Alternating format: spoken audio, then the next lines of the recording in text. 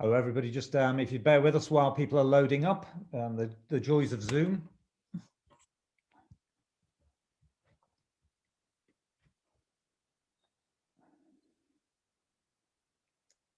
Just give me a few more minutes.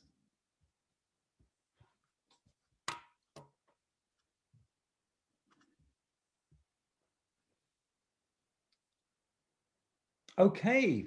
While we're loading up, everybody, my name's Mark Malcolmson. I'm one of the Fred board members. Welcome to other members of the Fred community who are joining us this evening. As far as we can work out, across multiple time zones, we've had registrations from the United Kingdom, from Canada, the US, and also I think we've got one or two from Australia who I think are probably in the middle of the night or first thing in the morning. So welcome to everybody. I think people kind of tend to drift in over the next couple of minutes. So I just wanted to kind of kick off with a kind of few housekeeping things, and then to kind of set the scene for us for the next 50 minutes or so around our kind of special guest for this event. So today we're going to use predominantly the Q&A function.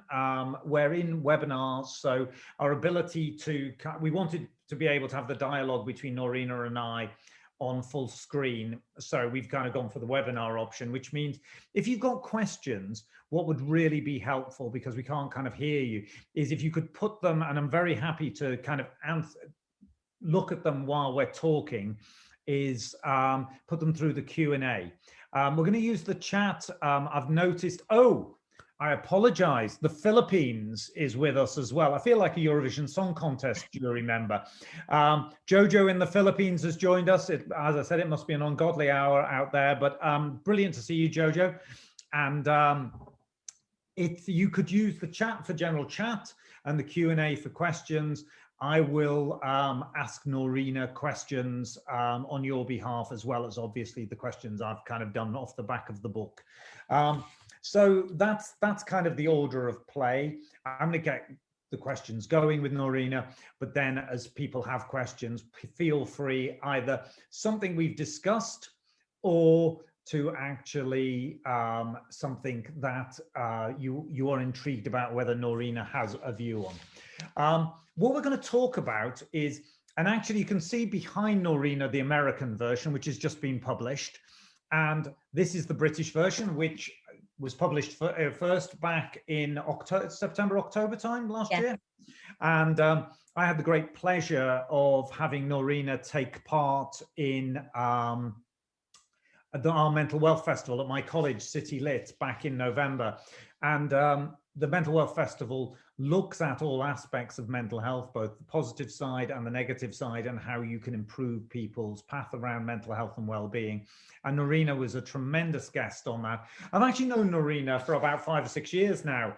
She and I were at a Scandinavian conference together about 5 or 6 years ago, where she spoke about her previous book, Eyes Wide Open, which was tremendous. And we've stayed in touch since. And when this book came out, I thought, if ever there has somebody who has caught the zeitgeist of what is going on. I mean, most authors hope that something might happen that makes their book that they've researched for a number of years have resonance. To actually, Noreena to produce the whole world to go to a standstill specifically to promote her book is probably something that's a little extreme. But with genuine kind of understanding is that Noreena, I think, researched the book for about 2 years and was pulling it together as the pandemic hit. And I think what is great is there's a huge amount of pre-pandemic work that's kind of research in the book, but then she kind of really brings it home to what we've been experiencing. And obviously it kind of came together last summer, but Noreena has been constantly using the ideas, and in the talks and the conversations she's been having, book's been tremendously well reviewed in the last 6 months. It's now in 17 languages around the world, published in multiple countries, had great reviews in The Economist, The Financial Times, Harper's Bazaar. Isn't being pigeonholed. Obviously, Noreena's a very renowned economist, as a professor at University College London, but it hasn't gone into that, oh, it's an academic book, or oh, it's a sort of popular psychology book. What it's done is resonated with highbrow regular readers and has really had a great crossover. So I'm delighted to have Noreena back with me, and hopefully over the course of the next, as I said, 45, 50 minutes, we're going to have a chat and discuss the book, because I know a lot of people, because it's only just come out in the States, won't have bought it. Sam has just put into the chat room the where Noreena's website, so that's where you're able to order it once you've had a chance to hear about the book. But really what I wanted to do, as I said, get underway, having read the book and having started this conversation, is set the scene, but very happy for the Fred community to kind of ask questions, come through. Remember, for those who know me, you'll know me that I'm dyslexic. For those of you who don't, you now know that I'm dyslexic. So big, long statements and questions in the chat box terrify me. They send me into a sort of hot, floppy sweat. So if you could keep your questions kind of quite concise, that would help me enormously. And that's a personal creed occur, so thank you. Anyway, Noreena, welcome. Thank you so much for joining me again. I really wanted to congratulate you on the kind of success of the book during the course of the last 6 months. I mean, it really has done well, hasn't it? Yeah, I mean, it's created quite a stir across the globe, and it's really exciting, actually, as an author, to see your ideas gaining traction in all these different countries, from Taiwan to Germany to Canada to Australia to the United Kingdom, and now the United States. So it's very exciting, and it's a privilege. And after working incredibly hard on the book, for researching it for 2 years, writing it for a year, it's wonderful to see it being so well received, and actually leading to some really interesting conversations as well. And I think that's it. I mean, so let's rewind, say, 4 years. Is where do you think where did you get the idea? How did it come about? I always find it fascinating about, what was the point you go, I've had this great idea, or was it an iterative kind of series of thoughts? Yeah, it's a great question. So it was really 3 things happening at roughly the same time. The first was, I was teaching at university, and I observed that more and more of my students were coming into my office in office hours and confiding in me that they felt lonely and isolated. And this was a new phenomenon. This wasn't something I'd been teaching at university for around 20 years, and this wasn't something that I had historically seen. So I noted it and I thought, okay, that's interesting. There's something going on here. At the same time, in my academic research, I was researching the rise of right-wing populism across the globe, of leaders like Trump in the United States, Le Pen in France, Salvini in Italy, etc. And I started interviewing right-wing populist voters across the world. And one thing that kept on coming across from their stories was how lonely they felt. Lonely in the sense of not having friends, limited friendship networks, limited acquaintances, so craving companionship, craving community, but also lonely in the sense of feeling invisible, unseen, ignored. So I thought, okay, that's interesting. That's a really interesting driver of what we're seeing politically that hasn't really been unpacked. And then I had bought an Alexa, and I apologize in advance if any of yours is now going to go off. And I noted that I was becoming increasingly attached to my Alexa and feeling increasingly affectionate towards her, which got me thinking about what I came to call the loneliness economy, an entire market for goods and services designed to deliver connection and even, in some cases, community. And I started looking at that as well, various components of the loneliness economy, something that pre-pandemic was already significantly rising, and post-pandemic, I think, is going to really explode. So those three very different things, which made me think, is loneliness something that I should really get my teeth into and dig into?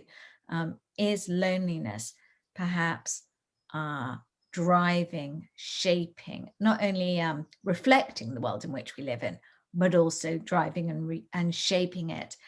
And the more I dug into it, the more I realized, firstly, that it was a very, very significant and widespread feeling, with 1 in 5 Americans feeling lonely always or often, 1 in 5 before the pandemic struck. 1 in 5 millennials saying that they didn't have a single friend at all. 40% of office workers saying that they felt lonely at work. So the numbers were very significant. And I started interviewing people who were particularly lonely, people at some of perhaps the extremes, people who, and we can come back to some of these stories, but people who were paying to be cuddled, people who were renting themselves out as friends, because part of the loneliness economy, the rise of rent-a-friend, workers whose co-workers were robots. And I started piecing together and making sense of why this was the lonely century, the loneliest century we had seen even before the pandemic struck. And then, of course, as you rightly say, I was just finishing my book last March, so when the pandemic kind of really hit, and I told my publishers, I'm going to hold off handing it in, and I want to see how this is playing out. And I actually wove COVID all through the book, and so ended up handing in the book very close to UK pub date. So I think it was in July, and we were publishing in September, and really wove into it what we were seeing and how it was playing out. And of course, today, loneliness in the United States, 1 in 2 Americans currently say that they feel lonely. So, loneliness is on people's radar today, for sure. But I think what's really important to understand is that it was very prevalent before, because we need to make sense of what turned this century into the lonely one if we're going to be able to address it. That's brilliant. I mean, that's a really good kind of, it's an interesting, I think all good book ideas, just so occasionally there is the one key idea, but actually what you're drawing together is the number of different streams of where you were seeing it that kind of culminated in the kind of backdrops of the book. Now, I think I've explained to you in the past, and I know a lot of the audience will be saying is Fred is about inclusive and ethical leadership within organizations and within businesses. So there are multiple elements to your book that touch on us, and obviously where we're going to start is the nature of the individual and what's going on at the individual level. But for those of you on things going, and what can I do within my organization? Don't worry, once we've built the backdrop to this, what we're going to do, because the last few chapters of the book really do talk about loneliness at work, loneliness in the organization.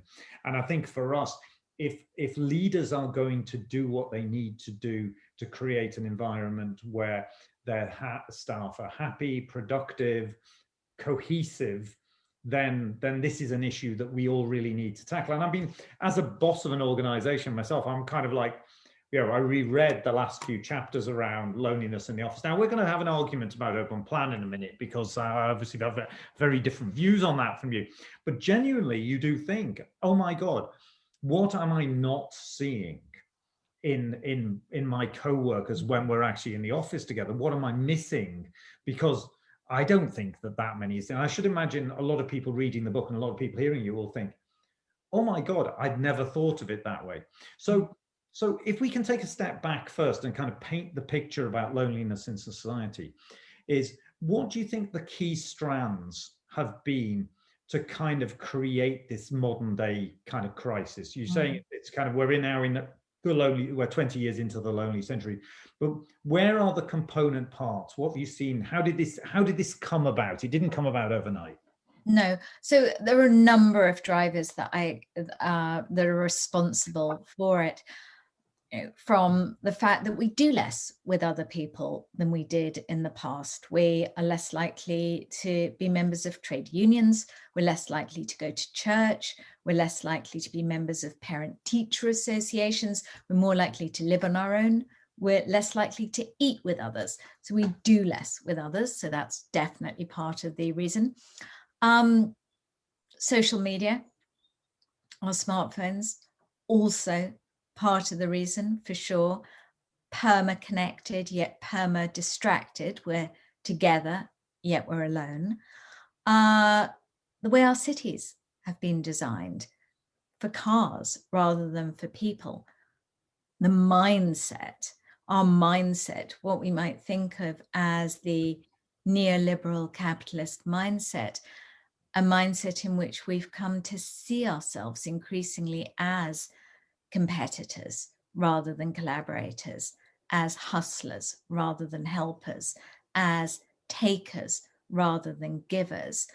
A me first, increasingly self-focused mindset, which inevitably was going to beget a lonelier, more disconnected world. So those are just a few of the key drivers. And then, of course, something else to speak to, which is more recent, so definitely of, let's say, the past decade or so. The past decade is this shift to an increasingly contactless existence. So obviously this has been massively ramped up during the pandemic, but even before the pandemic, people were increasingly shopping online, ordering their food, their meals through Grubhub or DoorDash, doing their yoga classes with Adrienne. This all existed pre-pandemic and already was a burgeoning trend, but of course has been massively ramped up over this past year. So those are some of the key drivers. So those drivers, and the multitude of drivers, and they sound right when you hear them going, oh yeah, all of those things taken together are atomizing. It's interesting if you took social history of moving from an agrarian society into an industrial one, to where cities have been important and where those cities have cohered. The kind of being the loneliness of a crowd that is worse in a way. I remember moving to London in the 1980s, and none of my mates moved to London. They mostly stayed in Scotland. And actually, I think I'd have been better off in a croft in North Wales on my own, because if you think everybody else is having a good time and you're not, it's far worse than just not having a good time. And do you think that that's part of the issue around cities in particular, that they're making the situation worse? Yes, I mean, there obviously is rural loneliness as well, but there is a particular loneliness of cities, which I think is born in part by the speed of cities. Go, go, go, rush, rush, rush. People rush by each other and don't stop and pause and say hello, or even look at them in the eyes. The richer a city, the faster its citizens walk, is the research shows. It's also a matter of scale. It's almost like you can easily feel in a city that if you were to expend the energy and say hello to everyone you walked by and came across, it would just be too much. So in the same way that when you're in a supermarket and if there's 24 jam jars on the shelf, one's tendency could easily be to think, I don't know which jam to buy, I just won't buy any.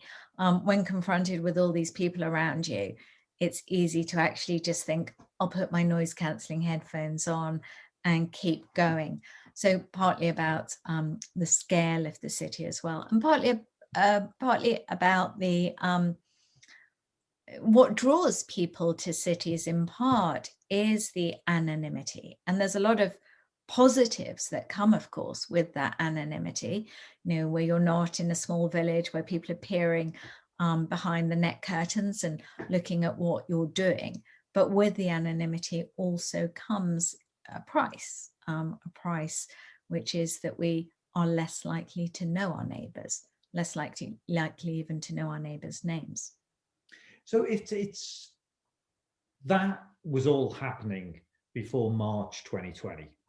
And on March 2020, over the course of a few weeks, the Western world in particular turned upside down and hasn't really got back to a new normal or an old normal since then. So what did you observe of the things you'd observed before? As you said, you ended up having to rewrite the book in real time as you were doing it to take into account what we've seen. So what do you think the last 12 months has taught you? What has changed? What wouldn't you have written, or what would you have liked to have written now 12 months in that you wouldn't have written 6 months ago as this whole thing has evolved? Well, what was actually quite astonishing as I set myself the task of weaving COVID through the book and what was playing out was how easy it was to do. Because actually, the trends that I'd already been researching and identified were just accelerating. But there was actually nothing substantive that I needed to change. And the book is unbelievably current today. So I actually have updated the book for the US edition. So I did another update just after the US election. So we now have kind of Biden victory kind of in the book in the US version. But even then, when I was going through the book, so I had an opportunity to make some more tweaks. There was, maybe some legislative change that had happened, but very, very little, because this is what the pandemic's done is, in many ways, it's accelerated and exaggerated fissures that already existed and amplified trends that already were here. Well, sorry, Noreena. I was going to say, the one kind of I think the one difference is I'm a hopeful and optimistic person. So my book was always full of hope and optimism and inspiration and everything we could do. But I think, now 12 months into the global pandemic, if anything, I feel even more hopeful that people will act upon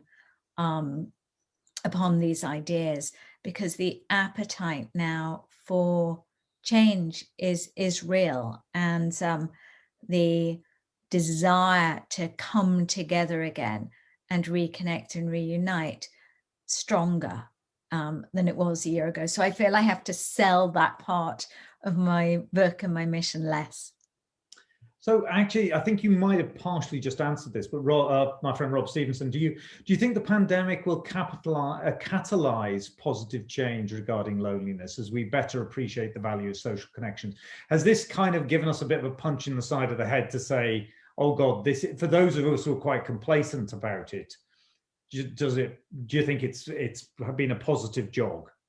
So I think to a considerable degree, yes. And I think what we're, after a year of being in lockdown and isolation, in the same way that after an extended period of fasting, people feel very hungry after this extended period of social deprivation. I think we're already seeing a real desire to be with other people. And in countries where things have been opening up more, we're seeing this, whether it's in Australia, music festivals, discotheques in New Zealand, yoga studios in Tel Aviv. I mean, people want to be with each other. I think another positive that has come out of this past year is a greater appreciation for our local communities and our local neighborhoods. And Mark, I'm somebody who, before the pandemic, as I was researching the book, I became aware of how important our local community was. And I have to admit that was something which I hadn't acknowledged enough beforehand, because I was somebody who really sees myself as a global citizen. I was on a plane every few weeks, traveling around the world. I'm on the board of an American company. I was in America 6, 7, 8 times a year. And I didn't appreciate the importance of my local community until I really started researching the book and came to understand how important that anchor is in helping us feel connected to others around us and ultimately feel happier. And then, of course, the pandemic, I think, really brought that home to people across the world, as we were essentially trapped in our local neighborhoods and our local communities. So I think the realization of the importance of our local communities and the need to nurture our local communities, I think that again is something people realize more clearly.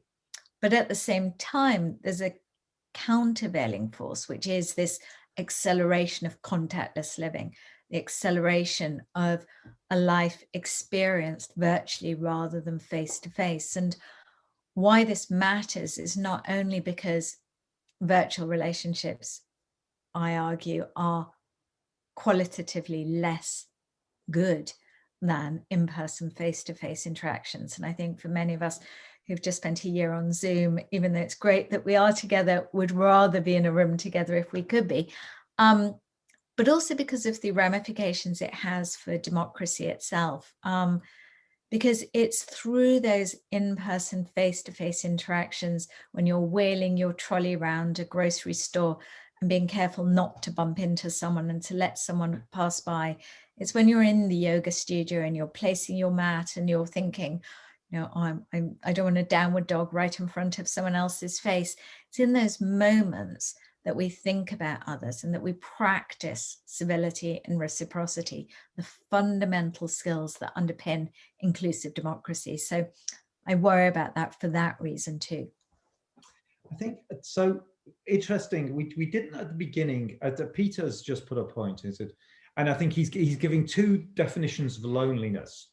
And so he says lonely, as in I am craving companionship, or lonely, I am in this on my own and nobody's looking out for my interests.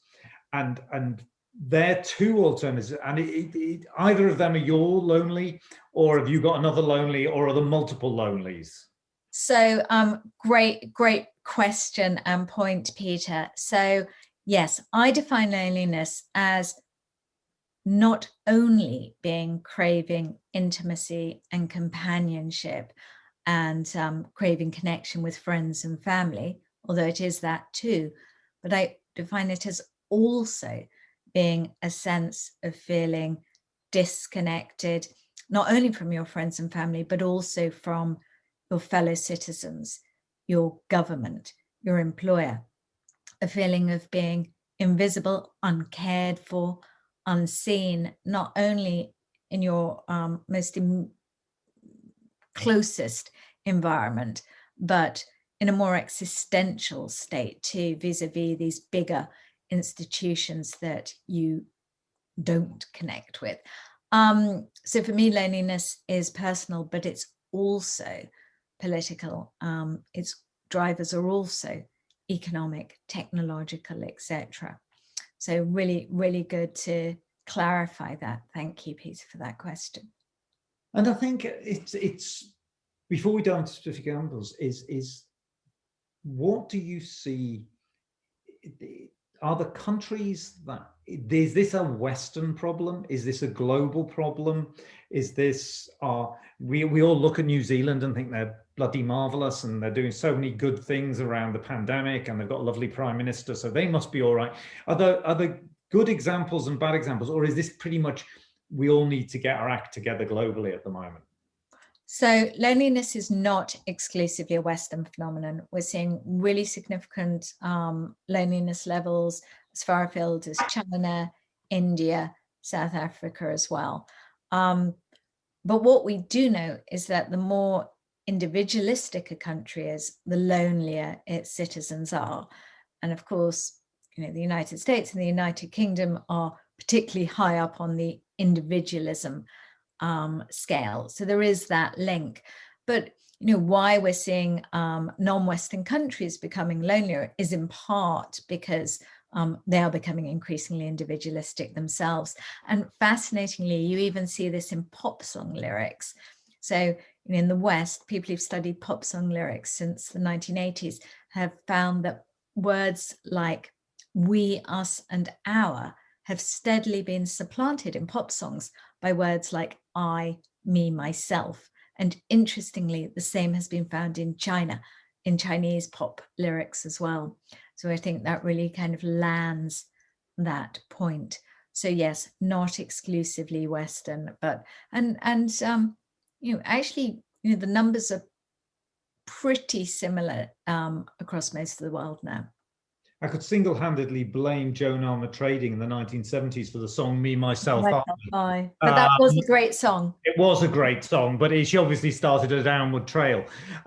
Let's talk about some of the individual examples. I mean, some of the things that the book is brilliant because it has this overarching narrative, and it's so good about kind of giving a sense of direction. But then what it is really good about is giving examples. So one of the ones that struck me was over 65s are the fastest growing crime demographic in Japan because people want to go to prison rather than being lonely. I mean, give me examples like that, because they are just like, they are mind-boggling of how far have things gone wrong that is where we're at the moment.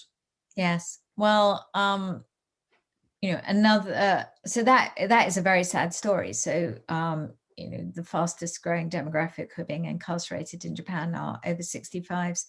And their stories are very poignant of, feeling that they have no connection, no company, no care, are all on their own and are committing crimes like shoplifting in order to be jailed so that they can find the company and care there. But maybe I'll share with you a couple of my interviewees' stories. Carl is perhaps the most extreme case of someone who was lonely, who I interviewed. A man in his early 50s, living in Los Angeles, working for a major media company, earning a good 6-figure salary. I met him in Beverly Hills at a Starbucks, and I had met him because I had heard that people are paying to be cuddled, and I wanted to understand what that was about. And I had found a professional cuddler, Jean, and I asked her if any of her clients would speak to me, and she introduced me to Carl. It's not his real name. And so I met him, and his story was, a story many people could identify with. He'd moved to Los Angeles a few years back. He didn't know anyone in the city when he moved. He was working all hours. He didn't have time to make friends. And he was divorced, and he was desperately lonely and really craving intimacy. And he heard about Jean. He heard that you could pay to be cuddled. And he went and started seeing Jean. And he told me it was absolutely transformative for him.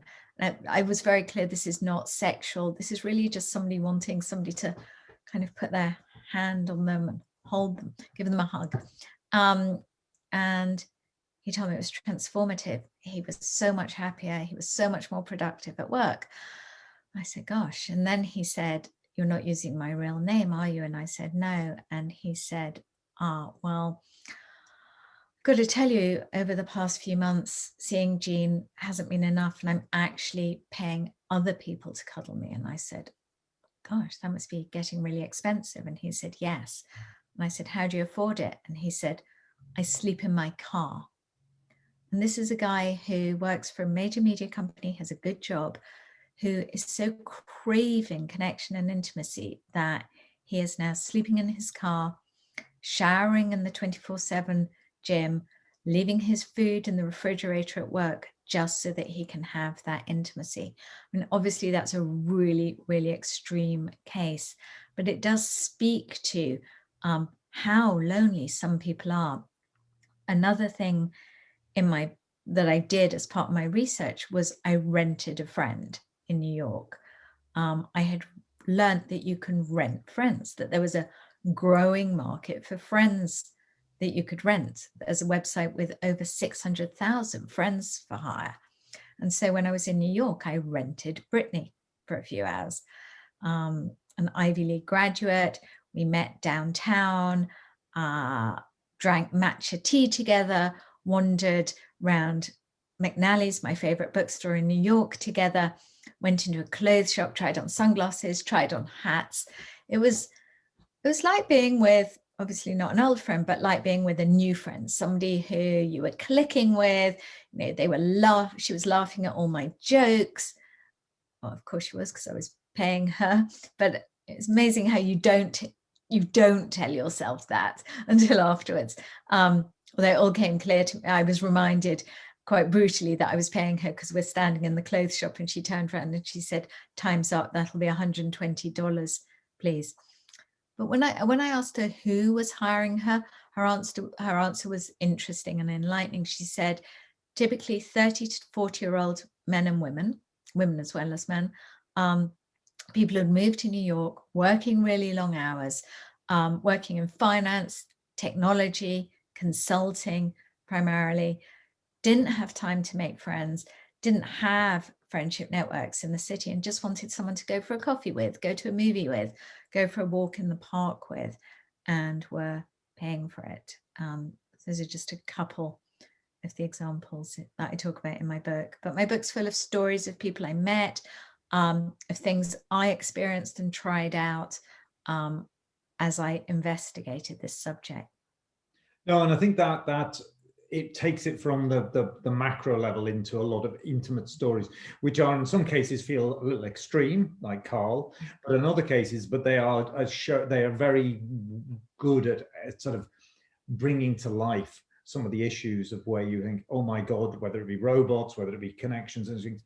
Now, if you want to talk about, because ultimately Fred, a lot of us talk about organizations and employers. And as I said, the last few chapters of your book talk about both and I think I find it quite shocking how lonely people are at work.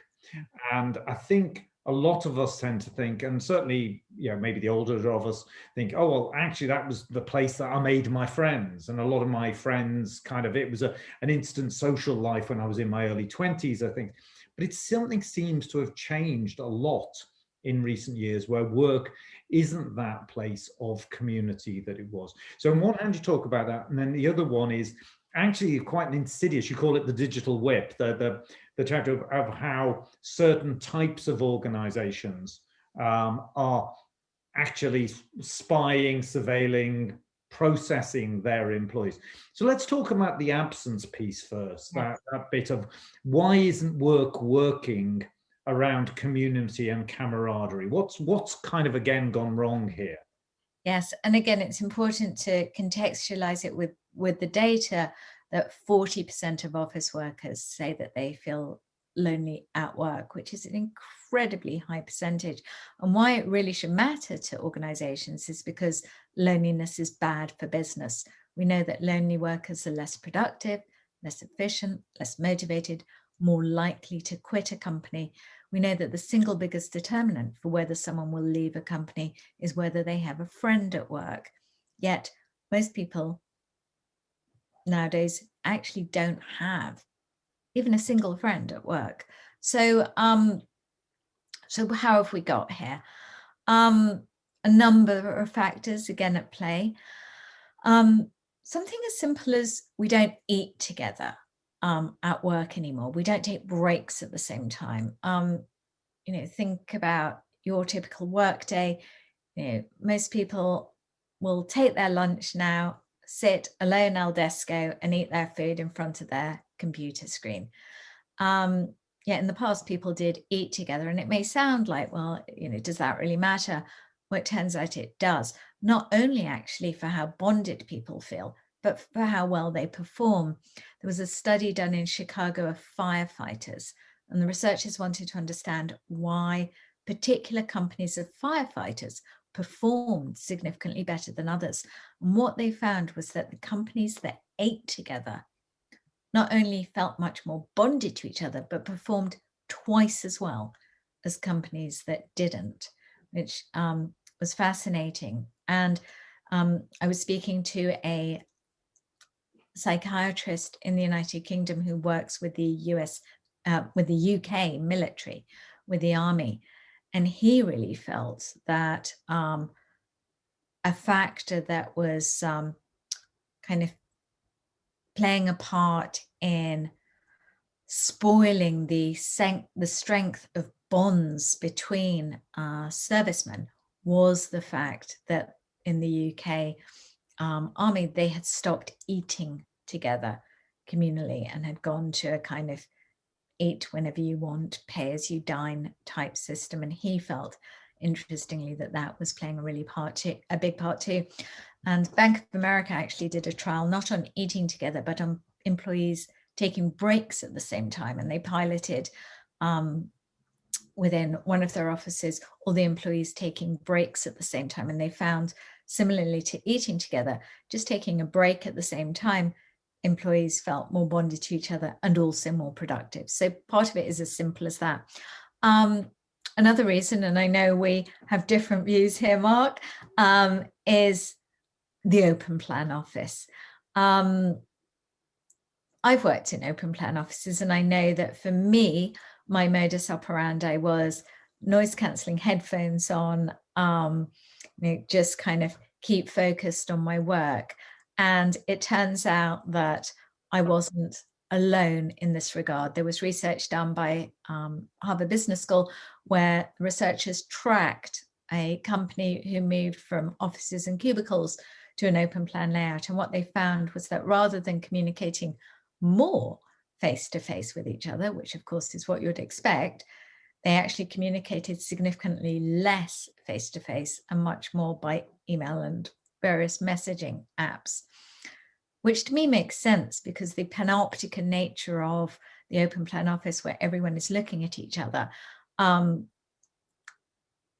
doesn't tend to promote authentic conversations when you know that everyone's kind of listening in, and does mean that people are more likely to communicate quietly out of sight. And also the noise for many people just means that the only way they can actually be productive is to have headphones on. And there's nothing like walking past somebody with headphones to know that they're saying, don't come and speak to me. With hot desking, even worse, the research kind of really being quite clear on that. But there was one woman I interviewed who worked in an organization which had hot desks, and she told me, a very poignant story about how she had had to take a month off work because she'd had an operation, and it had taken weeks for her colleagues to even realize she wasn't there because everyone sat at a different desk the whole time. They didn't even realize she was there. So, when you don't have a place to even put a photo or a plant, you feel you feel more nomad than someone actually living in a space. And of course, post-pandemic, as we come back into the office, the temptation, open plan offices already were, of course, dominant before the pandemic, but the temptation post-pandemic will be to shrink footprint significantly and, fully embrace open plan. There is that temptation, and hot desking in particular. But I would just say, be aware that can come at a really significant cost when it comes to how connected your employees feel to each other. Julie's got a couple of very good questions here to build on that, Noreena.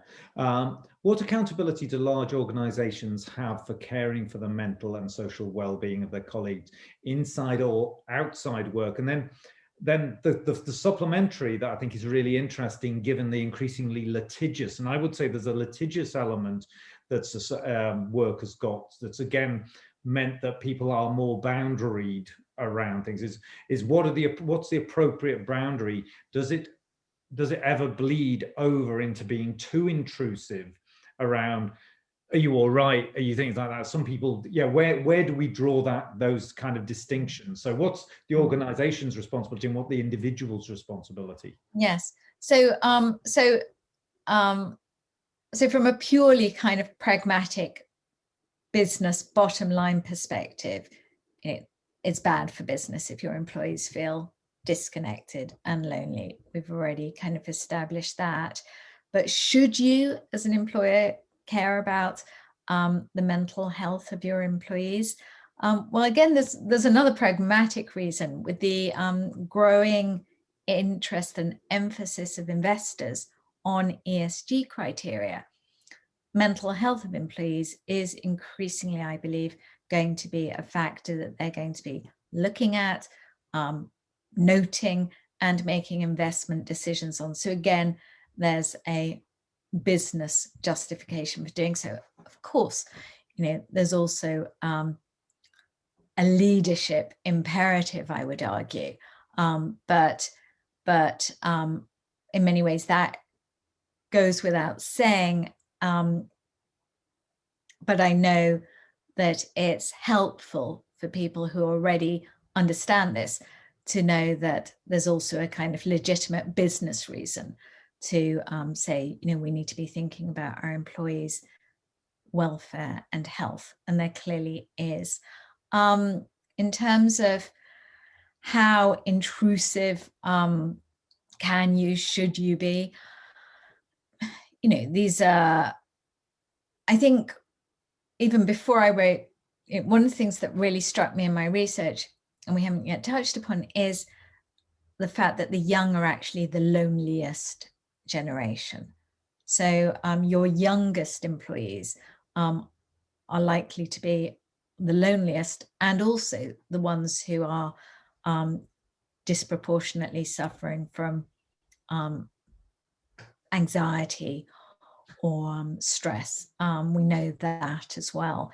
So I think, maybe we can learn from the education sector that I think there will be a level of pastoral care demanded of employers, especially dealing with younger employees, although pretty much everyone now, given that people are coming out of this pandemic, many people quite traumatized, but a level of pastoral care will be needed and demanded that is greater than in the past. And I think when it comes to kind of appropriateness and stuff, we can all learn a lot from the education sector, which has had to navigate this much more clearly than in the past. But I'm on the board of Warner Music Group, one of the world's biggest music companies. And, in that capacity, I've been speaking to other board members of other, big multi-billion-dollar companies. And, what's interesting is that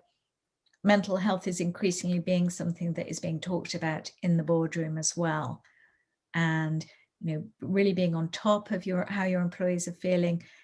Probably all of you are doing some sort of regular employee pulse type surveys, but, really doing them regularly and then, of course, acting upon your findings and making sure you're asking the right questions, of course, as well, including, I would argue, questions around loneliness is really important, but also acting on it. And acting on it is in part about changing the culture at work so that qualities like kindness and caring for each other and compassion are more overtly valued. And that really hasn't been the case typically within large organizations, where instead qualities like competitiveness and resilience and determination, whilst important qualities for sure, have been hypervalorized at the extent of these softer qualities. And yet, fascinatingly, the companies that have been bucking the trend in this regard seem to be doing really well when it comes to employee engagement and how their employees feel. Cisco is a great example of this. This is the global tech company Cisco. They really put their money where their mouth is when it comes to valuing qualities like kindness and care for each other, because they have a scheme whereby anyone up and down the company, whether it's the cleaner or the CEO can nominate anyone else in the company for a cash reward of between $100 and $10,000 for doing something particularly kind or nice or helpful. And just last week, Forbes published the best companies in the world to work for, and Cisco, for I think it's the 4th year running now, has been voted is the #1 best company in the world to work for, as voted by their employees, and also has levels of turnover significantly below the industry average. But caring for employees isn't only about caring for them whilst they're in the workplace. I argue that caring for employees is also about enabling them to deliver care outside of the workplace. And some companies are pioneering that. The UK energy company Centrica, they give people paid days leave, not only to care for like a sick child, but also to care for a sick friend or a sick elderly relative.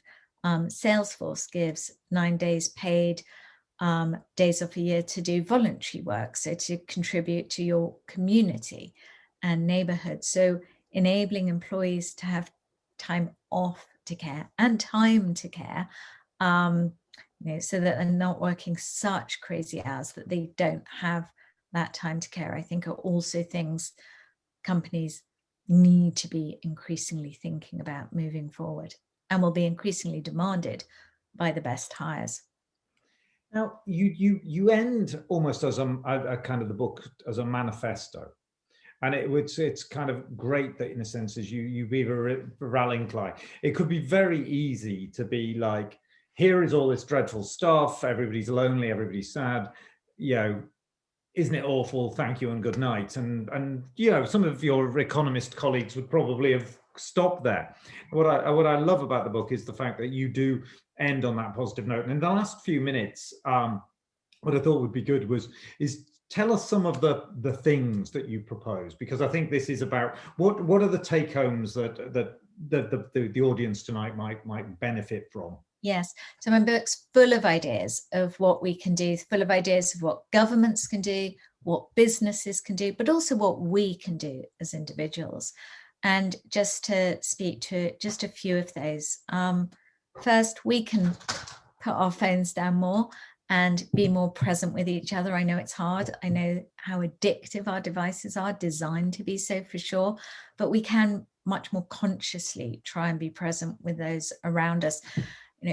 I try and put my phone in a basket in the evening so that I am present with my partner, so that we're not just sitting on our phones on the sofa and not really even seeing or hearing each other.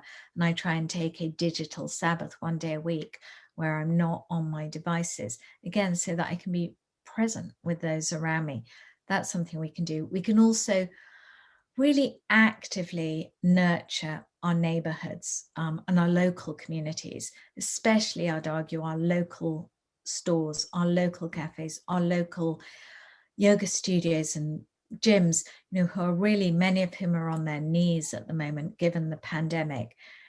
We need them as much as they need us. Even just a 30-second micro exchange in a cafe with a barista makes a huge difference to how connected we feel and also how happy we feel. So that's something we can do too. And then also right now, think about whether there's anyone in your own network who might be feeling particularly lonely. Maybe it's a colleague, maybe it's a friend, maybe it's a neighbor, and reach out to them. Send them a text, pick up the phone. If you can meet them in a safe, socially distanced way, meet up with them, because just showing someone that you're thinking of them, that you care about them, that they're visible to you can make a huge difference to how they feel. Noreena, that's a lovely way to end. I mean, as I said at the beginning, Fred is all about ethical, inclusive leadership, and actually, those points at the end are all about not just how do you create better organizations, but actually, what's my part in this? Kind of after we talked in October, I kind of like to make cakes, and actually, one of the things I thought Actually, I'm like you.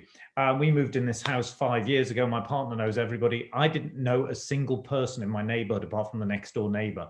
And it's because I kind of went to work and did stuff and then came home and slept. And so I kind of make cakes. And now each of my cake I make, I give to a random neighbor. They'll probably think I'm a bit nuts, but it was again inspired by your book a bit. It was like, well, actually, right, we'll be fat bastards by the end of all of this if we're not careful. But also, it is, how do you kind of create community? And I think it's those little acts that you talk about, as well as the systemic. The beauty about the book is you talk about the small stuff, but at the same time, you talk about the big things that governments, big corporations need to be doing. I have to say, this is just a superb book. I mean, it really is, because it hits all of the points and really makes you think. The lovely bit around it is that you've got lots of real-like examples, some of which are very sad and some of which are quite horrifying. But at the same time, it kind of brings home that it's not just an economist's book with lots of graphs and data. It's real life story that pop. So Noreena, I'm delighted the book's doing so well. I really enjoy the fact that you've come to be part of the Fred community, which is all about this. And on behalf of our community, thank you very much for spending the hour. I think, as I said, Sam has put in the chat box the link to Noreena's website. It's because it's scrolled up. It's Noreena.com, which is fabulous. And the book is available to all good booksellers around the United States, and I'm sure in the Philippines as well. If not, we'll make sure you get one, Jojo. Thank you. Good night, good morning, good day, Noreena. It's been lovely having you here. Thank you very much, and speak to you soon. Thank you. Thank you, everybody. Thank you. Yeah.